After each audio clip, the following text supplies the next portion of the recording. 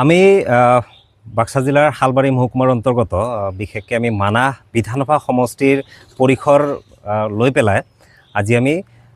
মানাহ ৰাষ্ট্ৰীয় উদ্যানৰ কাষতে থকা যি চৰকাৰী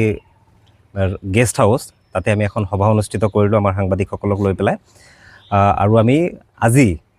সকলোৱে এক সিদ্ধান্ত মৰ্মে মানাহ প্ৰেছ ক্লাব নামেৰে আমি এটা প্ৰেছ ক্লাব গঠন কৰিলোঁ। সাংবাদিকসকলৰ এক যৌথ মঞ্চ আমি আজি গঠন কৰিলোঁ আৰু ইয়াৰ জৰিয়তে আমি কেৱল মাত্ৰ যে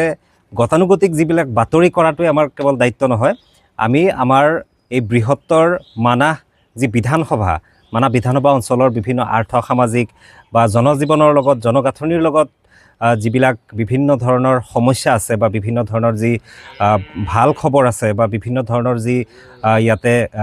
মানুহ বসবাস কৰে সমস্যা আছে বা বিভিন্ন বিষয় লৈ পেলাই আমি যাতে বাতৰি সঠিকভাৱে সকলোৱে প্ৰচাৰ কৰিব পাৰোঁ। আমাৰ মানাহ ৰাষ্ট্ৰীয় উদ্যানখনক যিহেতু আমাৰ বিশ্ব দৰবাৰত ইতিমধ্যে আছে, তাৰ পিছতো আমি বিভিন্ন সময়ত বিভিন্ন বাতৰি যাতে বিশ্ব দৰবাৰলৈ লৈ যাব পাৰোঁ, এনেকুৱা বিভিন্ন বিষয় লৈ পেলাই আমি টিভি চেনেল, আমাৰ ডিজিটেল মিডিয়া আৰু পেপাৰৰ সাংবাদিক যিসকল আছে আমাৰ ইয়াতে কৰ্মৰত যিসকল আছে, আমি সকলোকে লৈ পেলাই আজি আমি মানাহ বিধানসভা সমষ্টিৰ আমাৰ পৰিসৰ হ'ব আৰু আমি মানাহ